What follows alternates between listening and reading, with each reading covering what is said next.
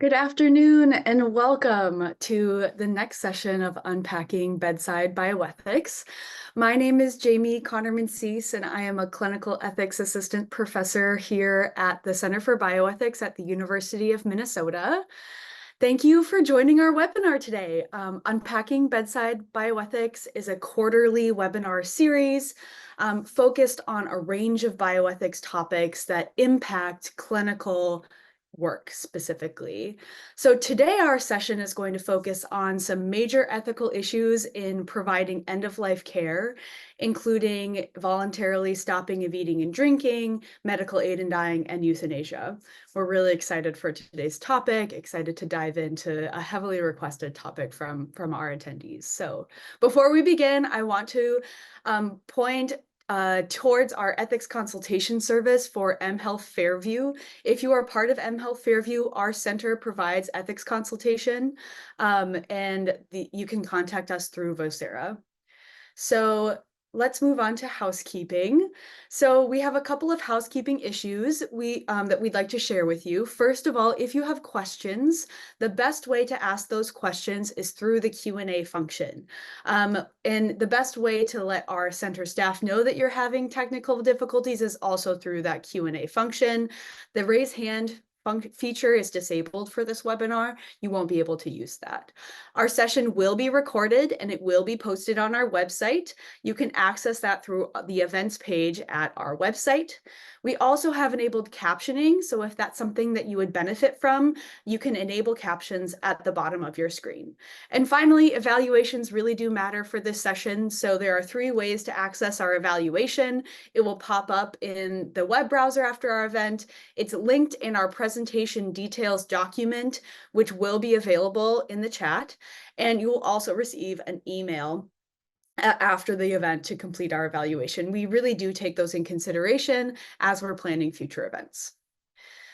We also offer credit for this session. So if you would like a certificate attendance for CEUs, please complete that form that's linked inside the presentation details document.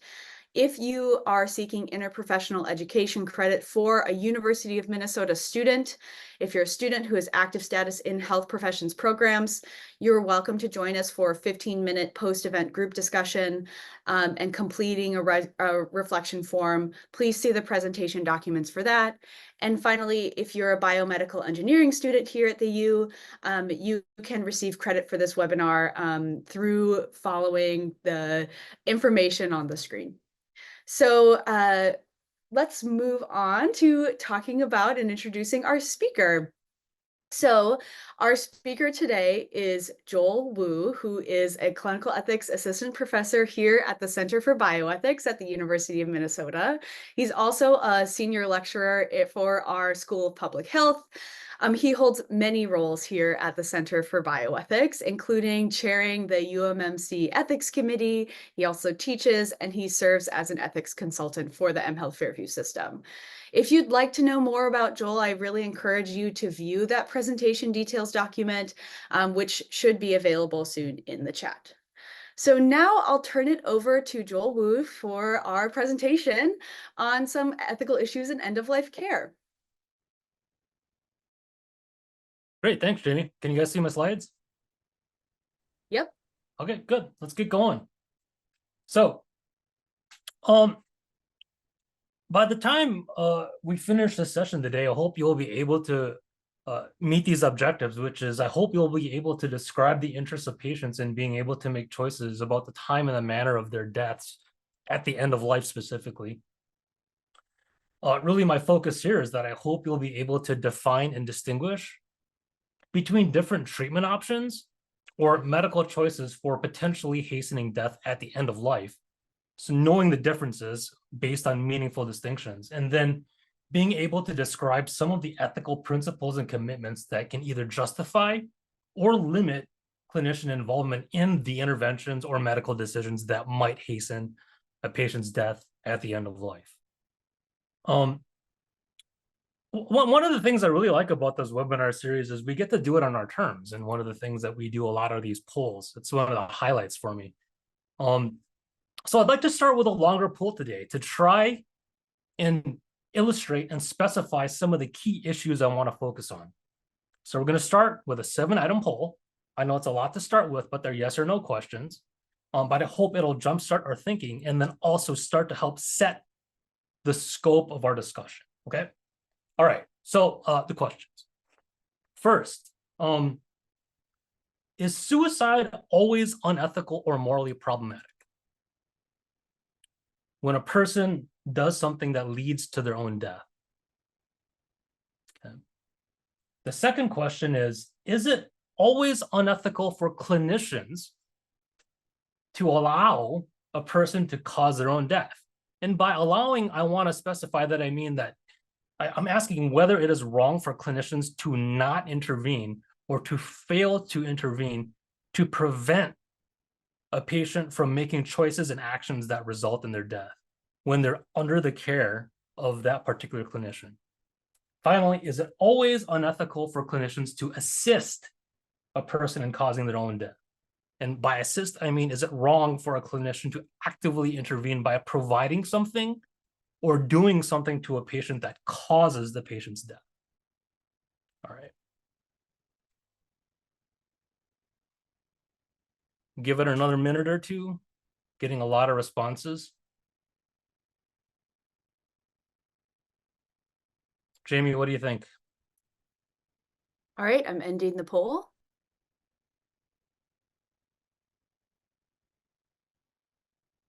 Interesting, right? So suicide isn't always unethical or morally problematic, 81%.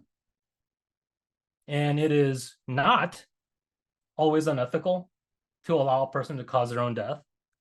And it is, by majority, not always unethical for clinicians to assist. Interesting results, a pretty clear majority here. All right, let's move on. So this is about certain distinctions that I'm going to really focus on throughout the course of our talk today. So regarding suicide in a sense generally, or choices and actions that result in a patient's own death. First, does distinguishing between the cause of death matter? Yes or no?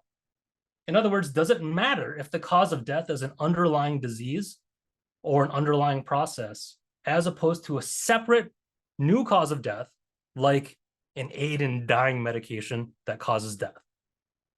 Okay. Second, does distinguishing between who the final actor is matter? In other words, does it matter if it is the patient themselves or someone else, meaning the clinician, who is the final actor that does something that leads to the death or the hastening of the patient's death? Third, does it matter if the person who is hastening or causing their own death have decision-making capacity at that time?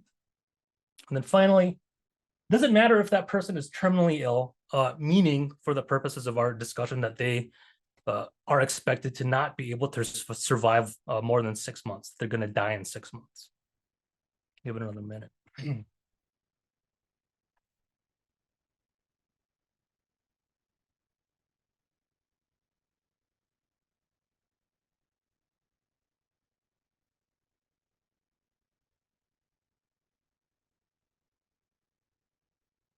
What do you think, Jamie? All right, get your answers in. I'm ending the poll.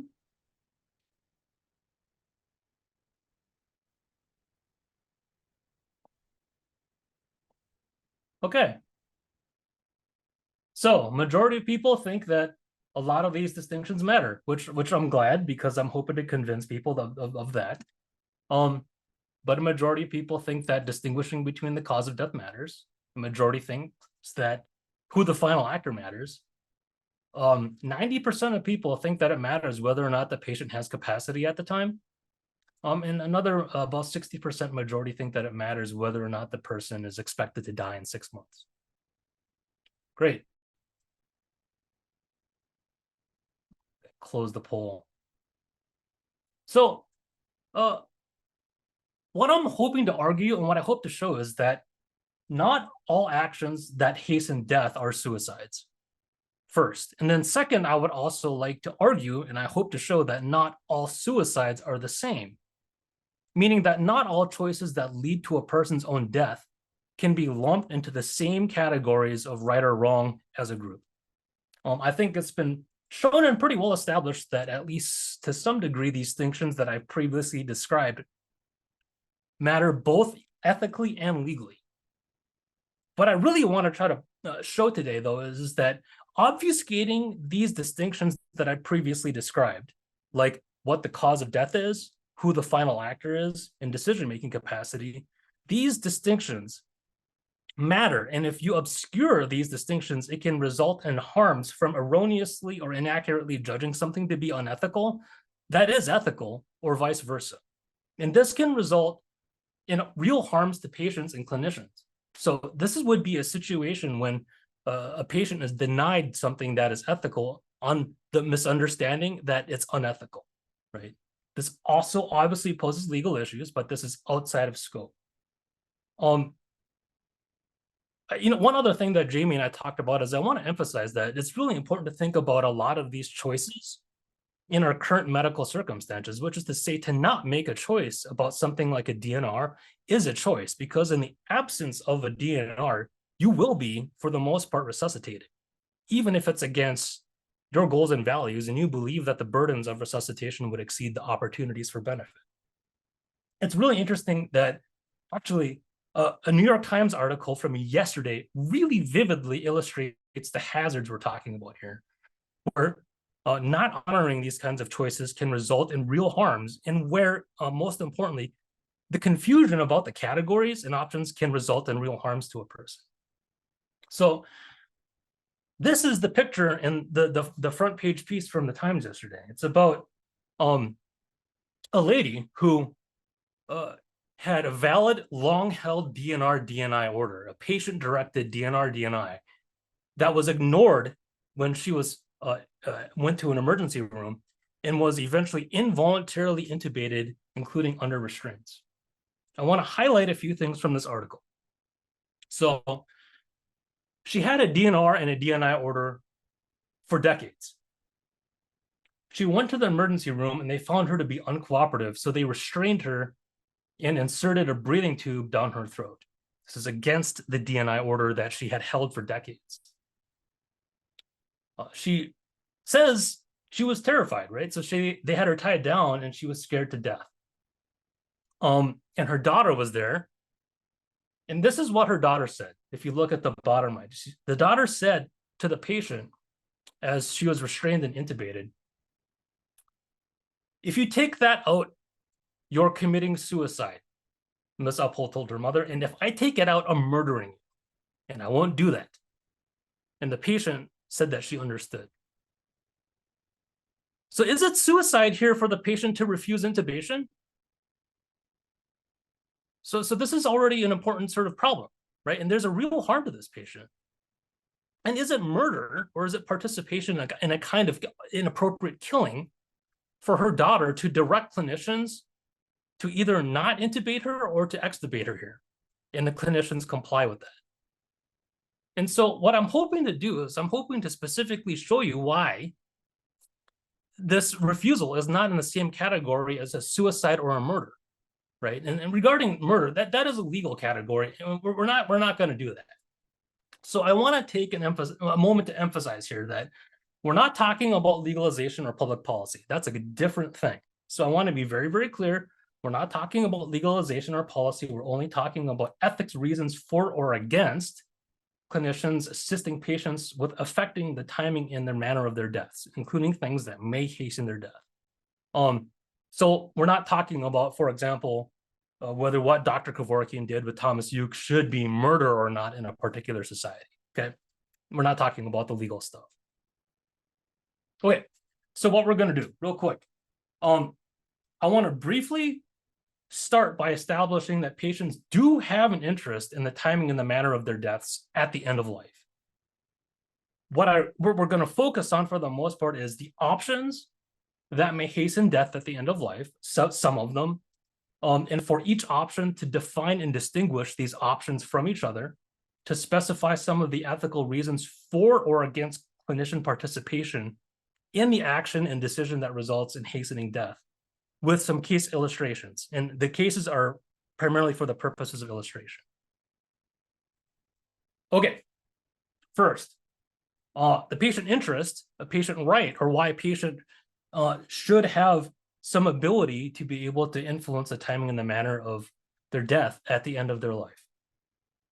Just some quick research that I think starts to show why this is important. This is from 2017, a Kaiser Family Foundation study. They did a study about patients and their decision-making about how much control a patient should have about their own medical care at the end of life. It's notable. So they divided it by health status. 46% of people think that they had too little if they had excellent or very good health status. But for people that had fair or poor health status, 63% of people think that they had too little control over their decisions about their own medical care at the end of life. Another part of the study was about the location or the setting of death. 71% of people would prefer to die at home. Only 41% think they're actually going to be able to die at home, right? So there's a difference. So another quick poll. This is about non-medical harms at the end of life. Is it harmful for patients if their death occurs in an unwanted setting? So, for example, in a hospital setting and not at home. The next question is it harmful to patients if their death occurs sooner or later than they desired?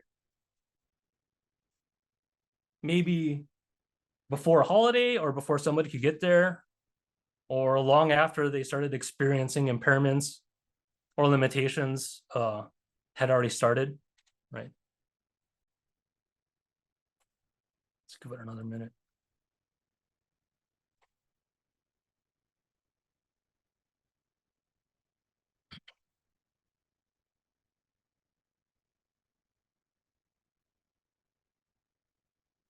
All right, get your answers in. I will be ending the poll soon.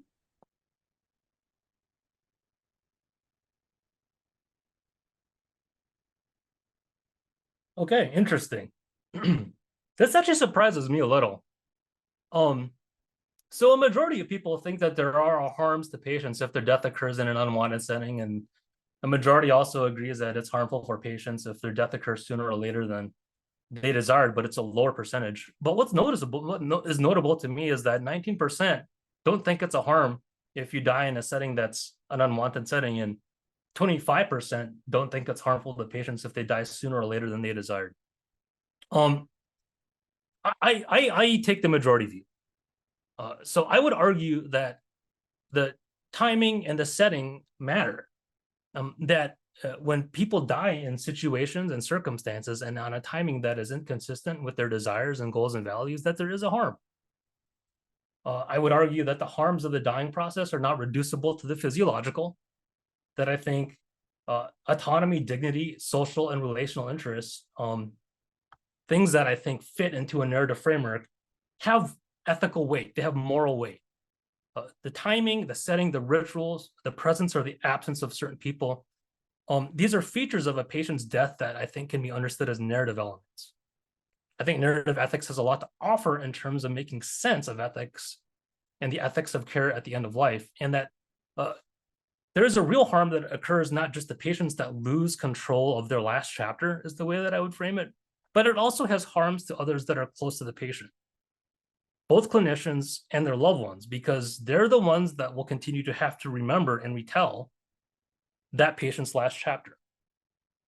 So, even though I think there's clearly some disagreement, I would argue that patient interests include non-medical interests, including the setting, the timing, and the circumstances of their death, particularly at the end of life.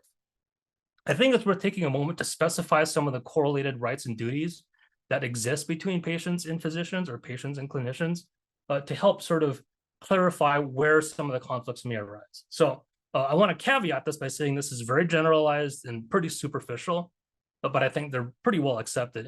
And so, like I said, the reason why I want to describe these correlated rights and duties is to clarify where some of the conflicts and rights and duties might arise, and to put some emphasis on where the rights or interests that a patient holds might obligate clinicians to act or not, or where clinician rights and obligations may require them or preclude them from participating in an action that may hasten a patient's death at the end of life. Okay, so first, about the patient. Generally, I would argue that patients have a right to medically indicated and legal treatment. I think patients have a right to the palliation of symptoms. And I think patients have a right to autonomy and to have their autonomy respected, which in one of its most essential forms is the refusal of unwanted treatment that is inconsistent with their goals and values, right? Patients also have duties.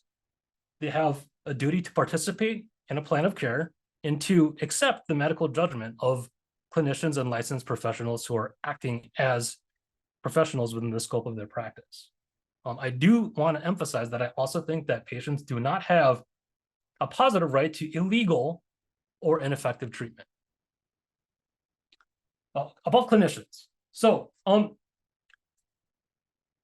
they have rights and duties as well. It's primarily duties, but clinicians also have rights. It's actually sort of an immunity in a sense they have no obligation to provide ineffective or illegal treatment. They have no obligation, and arguably an obligation not to provide harmful treatment, depending on our conception of harm. And then there's also the issue of conscientious objections and refusals, where clinicians have a right to not be compelled to do things that they find immoral or unethical. Okay. The duties of the clinician are much broader as clinicians in a particular role in society that's licensed, right? So as a licensed professional, they have some obligation to provide legal, medically indicated treatment, including, I want to emphasize, palliation. They also have the obligation to respect patient autonomy. One thing that I really want to emphasize here that flows through the rest of our discussion is that there's always a duty on clinicians to address pain and suffering. Palliation is always ethical, and this is reflected in the AMA Code of Medical Ethics, Opinion 5.6. Okay, so let's get to the different treatment options. So this is just an overview slide to show the options that we're going to talk about. I've only organized this by their legal status just for the purposes of organization. We're not going to get into the legality of it. Okay, but right now, the interventions that are legal are honoring patient refusals. This includes the non-initiation or the withholding of life-sustaining treatment, or the withdrawal of life-sustaining treatment, palliative sedation to unconsciousness, and we're going to talk about the doctrine of double effect in reference to this, and voluntarily stopping eating and drinking. In the United States, it is now legal in 11 states for medical aid in dying or physician-assisted suicide. Not legal in the United States, but legal in 9 countries is voluntary active euthanasia. I also think it's worth noting that I think in 2024, there have been 50 bills across the country, the United States, that have been drafted and proposed to legalize medical aid in dying. Okay, so let's get to some more of like the details of our conversation here. So first of all, there are some specific requirements and exclusions for this discussion. The first is that I'm stipulating that we're only talking about patients that have decision-making capacity at the time that they're making the choice and that they're initiating whatever decision and action it is that might hasten their death at the end of life. So this excludes psychiatric crisis and psychiatric conditions. I also want to specify that we're only talking about terminal conditions or the final stages of a terminal disease. We're excluding existential suffering or circumstantial suffering. And we're talking about imminent death. So patients that are not expected to survive longer than 6 months. The purpose of these requirements and exclusions is to avoid some increasingly complex and unresolved issues that we just really don't have the time for.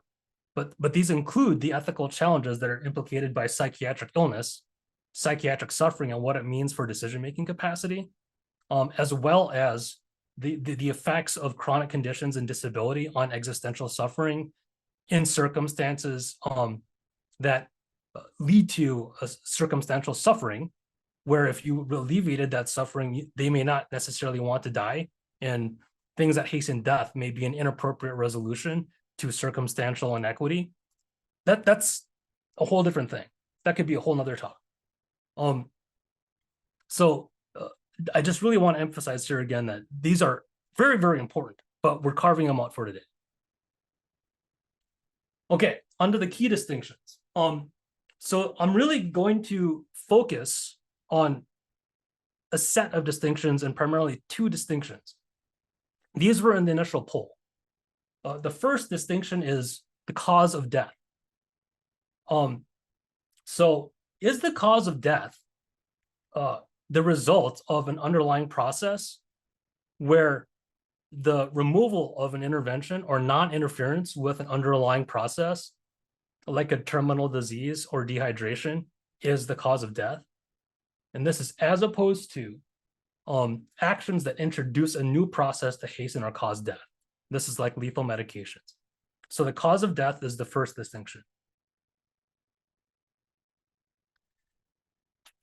Second distinction is the final actor. So who is the person that's taking the action that leads to the hastening of a patient's death? Is it the patient themselves, or is it a clinician? A third very important distinction is decision-making capacity, but as I said before, we're going to stipulate here that we're only talking about patients that have decision-making capacity. Okay. First, let's talk about refusals and withdrawals of life-sustaining treatment. I'm relying on a couple of papers and books for some definitions here. I'm going to show you guys this. This is a book called Voluntary Stopping Eating and Drinking by Timothy Quill, Paul Menzel, Thaddeus Pope, and Judith Schwartz. It's really good. It came out a couple years ago. So this is the refusals and withdrawals of life-sustaining treatment. This is defined as not starting or stopping once started potentially life-sustaining treatments, including mechanical ventilation, CPR, antibiotics. It could be also artificial hydration and nutrition. And so the not starting or the stopping of this with the expectation that the patient will not survive without those measures. The refusal and the withdrawal of life-sustaining treatment has been broadly recognized as both ethical and legal in following obligations to respect patient autonomy. This is because patients may decide whether the burdens of medical treatment exceed the benefits for them, right? So if a patient decides that the burdens of chemo and surgery exceed the benefits of the opportunities of whatever those outcomes are, they get to say, I don't want to do chemo anymore. I don't want the surgery. That extends to life-sustaining treatments. It's worth noting here that this is what's happening here is that a patient is making a values-based decision about the relative benefits and burdens of treatment. And the refusal of treatment means that if that's not respected, then it necessarily means that a clinician is providing involuntary treatment. And involuntary treatment is really ethically problematic. The reason why we have, I think, at least in our principles framework, the notion of respect for autonomy as opposed to beneficence is, I think, autonomy is really a constraint on uncontrolled beneficence and potentially non-maleficence, where that results in a kind of paternalism we're really concerned about, where clinicians substitute their own judgments about the relative burdens and benefits on a patient involuntarily. In these cases, the obligation and the action on the clinician is to not provide involuntary treatment. This, as a result, allows whatever the underlying disease process is to proceed, resulting in death. So the important distinction here is it's respect for autonomy and then the natural progression of a disease because of the stopping or the non-initiation of life-sustaining treatment. Okay. Another side note that I want to get in real quick here is that this is sometimes characterized as passive euthanasia. However, a number of authors have convinced me, and I agree, that the distinction between passive and active is not precise or reliable enough to be the primary basis of ethical distinctions. I agree. Actually, this paper that I had in the book is by Timothy Quill, Bernard Lowe, and Dan Brock. I think they do a nice brief job of explaining why it's problematic. James Rachels also has another piece on it, but there are semantic limitations that I think obscure meaningful ethical differences between active and passive, but that's also for, I think, another talk. So let's give an example here. This is a case that we had a couple years ago. This is about the deactivation of a ventricular assist device. So that's a device that helps pump blood through a patient's body when they have heart failure. This is a case where the patient was a 75-year-old female, non-ischemic cardiomyopathy complicated by cardiogenic shock, had an LVAD, a left ventricular assist device. It was complicated by right ventricular failure, respiratory failure. She also had a history of breast cancer, colitis, which was actually pretty, and arthritis, which the symptoms of which were pretty bad. At the time, the patient had decision-making capacity. However, she had previously been suicidal 6 years and 4 years prior. But both at the times that she was suicidal, this was prior to the placement of the VAD, and there hadn't been any psychiatric issues since. She got the VAD because she wanted to spend more time with, in particular, her grandchildren. What's notable about the situation is that the patient's husband had recently died of pancreatic cancer, but she decided that the circumstances of her life were no longer tolerable, and that life with a VAD was no longer tolerable. She was no longer able to care for herself. The symptoms of her colitis and arthritis and respiratory failure were pretty unbearable. And so we were consulted on the ethical permissibility of respecting and honoring her choice for the deactivation of the VAD. We also involved her two sons, and her sons and her grandchildren were in support of it. They did not believe that she was suicidal. They believed that she was making a values-based choice about the burdens of the VAD as opposed to not, including understanding that it would result in death very quickly. We defended the deactivation of the VAD, along obviously with palliative support after the VAD is deactivated.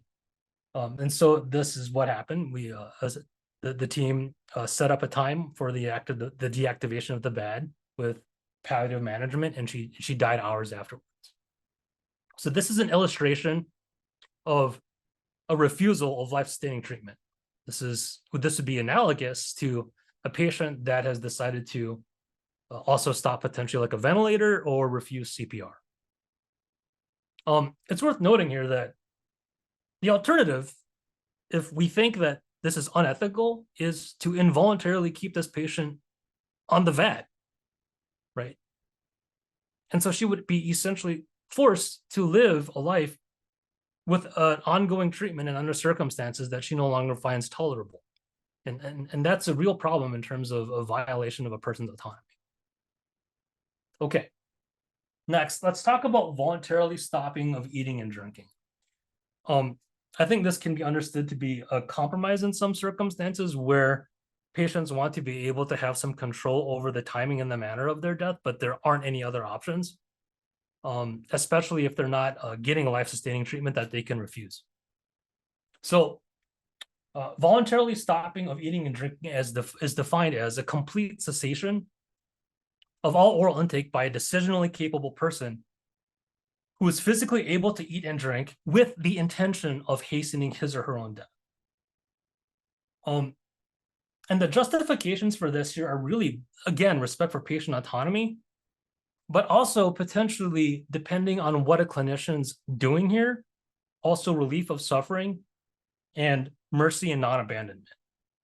Now, what's happening here is that a patient has decided that that the circumstances of their life are no longer tolerable, and they want to end their life through refusing hydration and nutrition.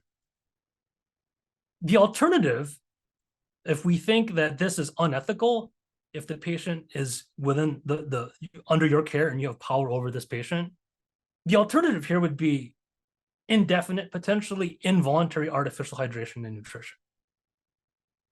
And so the issue of whether or not a patient refuses hydration and nutrition or not is its own issue. And if we respect a patient's choice, a decisional choice, a values-based choice to refuse food and water, we have to respect that unless we're willing to escalate to the point of involuntary hydration and nutrition. If they accept this, then there's the separate question of participating in a palliation of the symptoms that follow from not getting food and water, particularly dehydration. It's uncomfortable and it's hard.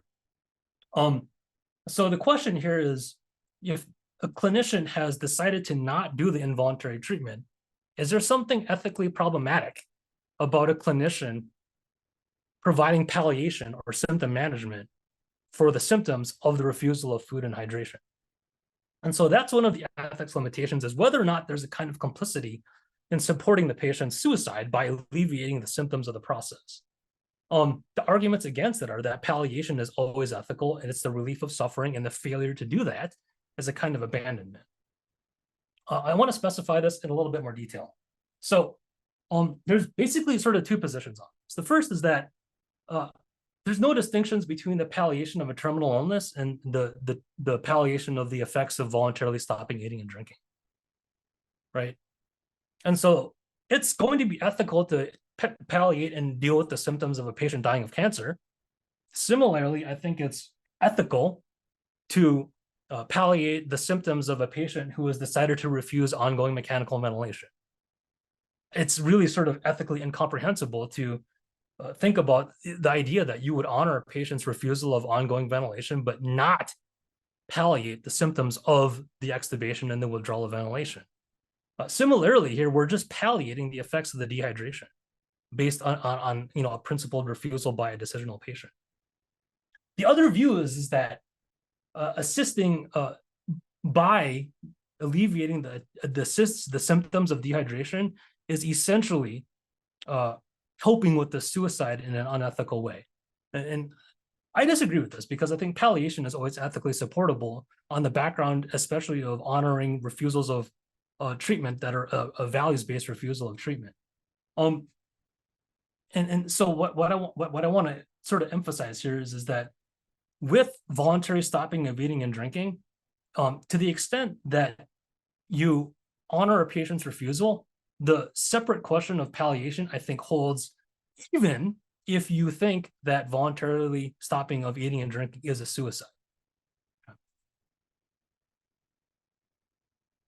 This is a case from the book I referenced earlier by Cole et al. This is case 1.2 in their book. This is about a 55-year-old male with metastatic breast cancer who was previously a very active person and who historically actually had been very invested in people being able to control the time and the circumstances of their death. This person was a member of the Hemlock Society. Up until this point, the patient possessed decision-making capacity. They were bedbound, dependent on others for care. And there was no other ongoing life-sustaining treatment at the time of the patient's decision. Palliative sedation was not an option, so the patient sought medical aid in dying, which is different, and we'll discuss that shortly. Now, since this patient was in a situation in a jurisdiction where medical aid in dying was not legal, they were disappointed, but then as a result, they chose to voluntarily stop eating and drinking instead.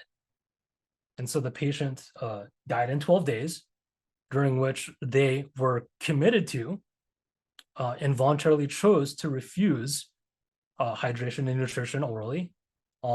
Symptoms were managed, and then the patient died. One of the things that I think is really worth emphasizing and highlighting about voluntarily stopping of eating and drinking for patients that have decision-making capacity is this is a particularly clear exercise of a person's agency and will. It's, I think, very clearly voluntary, because you have to choose to not eat and drink, which is really, really something that is a hard choice that you have to commit to. So there's, I think, clear exercise of a patient's agency under these circumstances.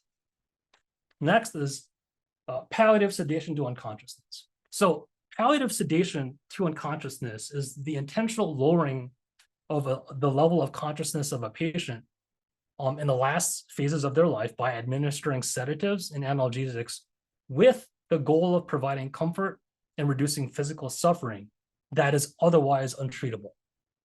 And in the book that I referenced by Quo et al., they emphasize that palliative sedation to unconsciousness has to be on a spectrum of proportionate palliative sedation, where you're incrementally increasing the degrees of sedation step by step to manage severe and acute suffering, usually from an emergency that cannot otherwise be mitigated.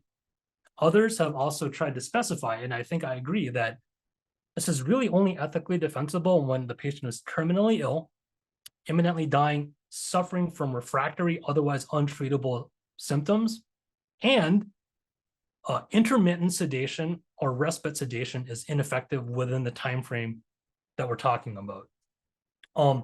It's also worth emphasizing here that ongoing artificial hydration and nutrition would be a separate decision than the decision about the sedation itself.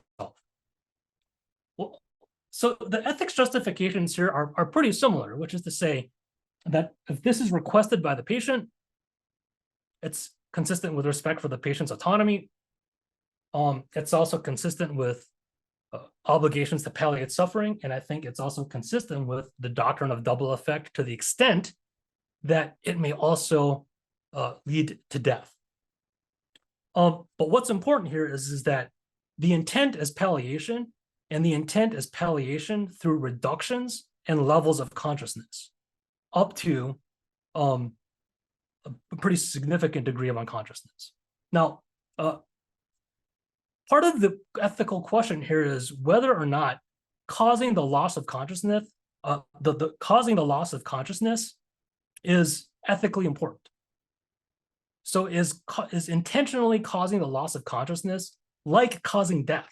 Because if you believe that there's something important about human consciousness, then it might be that intentionally causing consciousness is similar to causing death. The other thing that's worth noticing here is that there is an increasing degree of interference or intervention by a clinician. With the earlier examples that we talked about with refusals of life-sustaining treatment and voluntarily stopping of eating and drinking, what we're asking clinicians to do is to not involuntarily intervene on the patient. Now, what we're asking clinicians to do is to do something affirmatively within the scope of their professional power and licensure, right? So they have to do something. Here, it would be providing the sedation, right? So it's the medications and providing. So there's an increasing degree of intervention where if you think it's wrong, it's not that you have to do something to the patient to prevent it, it's that you now have to do something and you can choose not to do it. Let's talk really quickly about classic double effect. The idea of double effect is that an action is going to be ethical provided that the action in and of itself is ethical, that the good effect not be intended, that the good effect not be produced by means of the bad thing. Here, death, it's different if it's unconsciousness. And then finally, that there be a proportionately serious reason for permitting the evil effect. Classically, this has been applied to the use of opiates that manage pain that can't otherwise be managed, even though the use of those opiates might also hasten death, right? So with opiates, the action is the use of the opiates to manage pain that can't otherwise be managed. The good effect is palliation, and the good effect is directly from the use of the opiates and not by means of death, right? So this is important. And then that there's a proportionately good reason, because in the absence of the palliation, there's just ongoing suffering. So the problem might be that if you think the loss of consciousness is also an evil, then the benefit that you're seeking is through the loss of consciousness. And if you think the loss of consciousness is ethically problematic, then it wouldn't fall under the doctrine of double effect. But if the bad effect is death, then it would still fall under the doctrine of double effect. Okay. I might be able to say more a little bit later, but we're already sort of getting close on time. We've got a few more things to cover. So this is an illustration of a palliative sedation case. This is from a paper by Quill and all these guys again. So this is a situation with a 50-year-old male with terminal lung cancer and at-home hospice, and his decision-making capacity finds himself in a physically and psychologically unacceptable condition and has requested total sedation. In this case, the hospice was unwilling to do this, so they disenrolled the patient.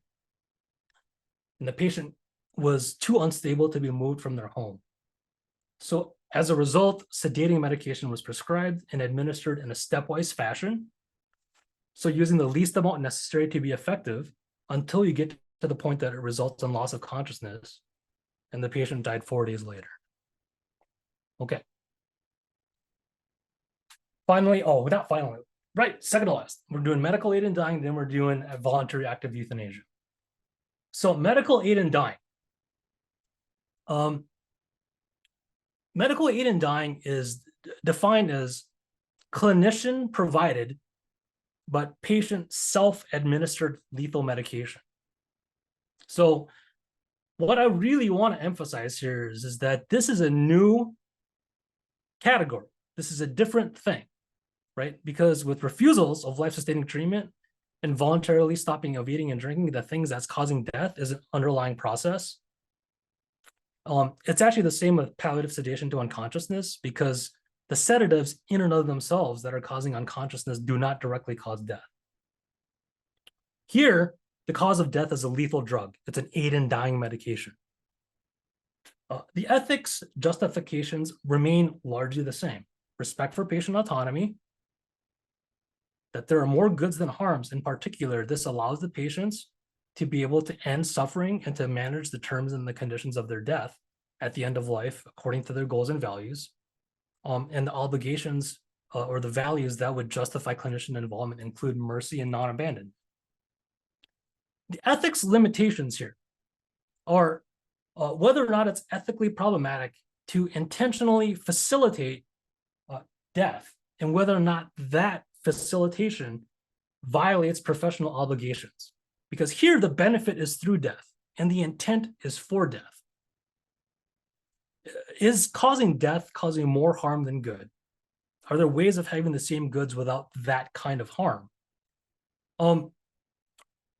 There's two things I want to touch on real quick, but I want to just deal with them quickly because they're outside of the time we have, which is that arguments against medical aid in dying include justice and disability concerns, where we're concerned that medical aid in dying is basically being used as a solution for people that are experiencing suffering. That's the accumulation of circumstantial and other kinds of suffering in society because of disenfranchisement or disability that should be fixed by improving their circumstances and not by allowing them to cause their own death.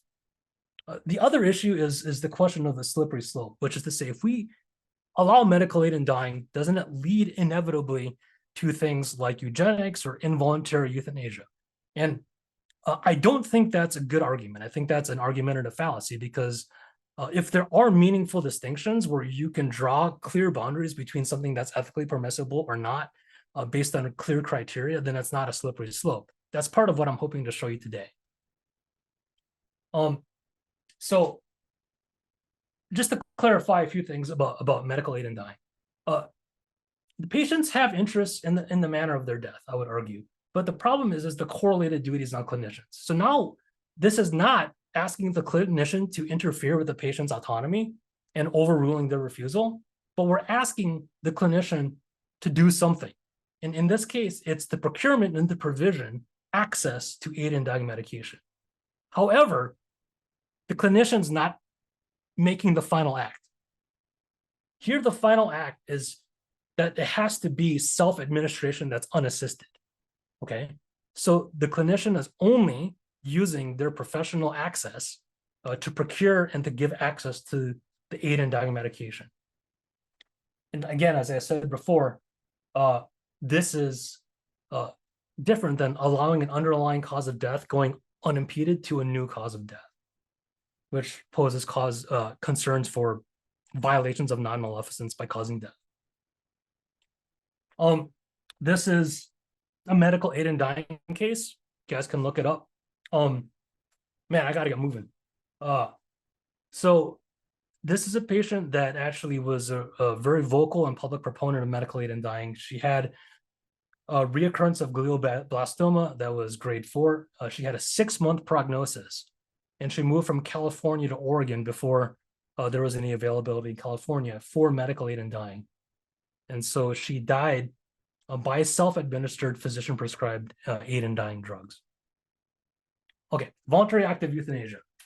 So this is clinician-provided and also clinician-administered lethal medication at the request of a seriously ill and decisionally capable patient at the time of the patient's choosing, right? So the ethical justifications are still respect for autonomy, mercy, and non-abandonment. The ethics limitations are using your professional power and access to intentionally and directly cause the death of the patient. And the intent here is to cause death because the benefit is through the death. The same prevailing justice issues exist. The euthanasia case that I ended up deciding to choose is not, there have been a lot of cases in other parts of the world, in Canada and in the Netherlands, that have been really controversial regarding euthanasia for people with psychiatric conditions or existential suffering, but that's out of scope. So what I decided to do was just to use a really clear-cut case. And this is the case that got Jack Kevorkian convicted of murder. Okay, and so this is the case of Thomas Yuke, who was a 52-year-old male with really advanced ALS. Yuke requested the euthanasia, and Kevorkian, on video, injected barbiturates and potassium chloride. I thought it was notable. This is a piece of paper, basically, that Thomas Yuke signed. That was also part of the opinion where Kevorkian was found guilty of murder. And so this is emphasizing the suffering and the voluntariness of this. So I'm going to jump to conclusions. What I hope you take away from today's talk is that I think patients do have an interest in the timing and the manner of their death. I also think that distinctions matter, and in particular, some very important distinctions that clearly delineate between different categories of choices and actions that may hasten a patient's death at the end of life. Some really important distinctions include the cause of death and who the final actor is, okay? I also think intent matters. So is the intent to cause death as opposed to is the intent to alleviate suffering? And finally, I think the most important point I want to leave you with is I think the failure to distinguish really obscures some meaningful ethical differences and can result in harm. This is the kind of harm where Ms. Cooper, the patient in the New York Times article, where their family thought that it would be suicide or murder if they refused intubation or decided to be extubated. And to me, this is a really vivid and I think heartbreaking example. This is just a summary of those distinctions, right? So this is what I had on each slide, and this shows the differences between the cause of death and the final actor and why they might be meaningful when we think about the competing ethical obligations and the competing ethical justifications clinicians participate in, actions that may result in the hastening of death at the end of life. Okay, I think we made it, although, man, I wish I'd left more time for Q&A, but let's get into some questions. We've got some great questions. We're going to try to squeeze in as many as we can. First, I want to talk about decision-making capacity. Thanks again for such a great presentation, Joel. Let's talk about why you've limited the conversation today to patients who just have decision-making capacity. So patients who haven't lost capacity, patients who have Alzheimer's or dementia, who are preventing them from making active decisions. We've prevented, we've cut the scope and said, we're not talking about those patients. And we're not talking about surrogates. Why is that? Why is that an important distinction for this topic? Because decision-making capacity is really just, it's a critical part of autonomy. If you have impairments in decision-making capacity, you essentially have a burden or an impairment on your autonomy. So you're not able to meaningfully align your choices with their goals and values. If you can't meaningfully understand your circumstances or align your choices with your goals and values, then if we honor your choices, we may actually be doing something that's inconsistent with your underlying values. And so if you have a psychiatric condition, the classic example is an eating disorder, right? Patients with eating disorders that want to live, but continuously, because of the psychiatric illness, refuse hydration and nutrition to the point it might cause their death. We can't honor their refusals of artificial hydration and nutrition because their choice to refuse the food is inconsistent with the underlying goals and values, right? So that's why for this conversation, we've constrained it to only patients with decision-making capacity. And the question of whether or not there is such a thing or the meaning of a terminal psychiatric diagnosis, or what, that's a whole other thing. And it really deserves more time that we can give it, right? Yeah. So let's talk a little bit more about palliative sedation. So some clarifications on palliative sedation. It seems like if a person is suffering, they should be eligible for palliative sedation, right? So can you just talk really specifically about the limits for palliative sedation? Who's actually eligible? Why isn't it available for everyone? And what are some of the ethics reasonings behind that? The reasoning is, well, so generally, with all interventions, you should be using the least restrictive and the least burdensome intervention to achieve an intended effect or goal. So with symptom management, you should not be using interventions that cause more effects than are necessary to manage the suffering. And so essentially, that's part of the reason why proportionate palliative sedation is always going to be ethical, but it's a stepwise increase to the point of potentially unconsciousness. Going straight to unconsciousness is causing potentially a series of harms that are avoidable, where you could have alleviated all the symptoms without the attendant harms of the ongoing unconsciousness. I hope that answers the question. Yeah, and specifically that palliative sedation is really only ethically appropriate for people who are in the dying process, like days and weeks, they're actively dying. So in some of the cases you shared, those patients were terminally ill, but they weren't actively dying. So palliative sedation wouldn't have been appropriate for them. And so that sort of brings in one of our attendees asks a really great question. In hearing how long it takes for someone to die from VSED, is there an argument to be made that providing sedation to unconsciousness is more ethical than allowing the patient to suffer for so many days? And if they're determined to die, it seems unethical to allow them to suffer for that many days. I mean, I agree. So the question is whether it's unethical to participate and actively contribute to the circumstances that may hasten death as a clinician. Because if you hold that it's unethical to participate, then even though it results in more avoidable patient suffering, your professional obligations for not causing harm as you understand it would preclude you from doing that, right?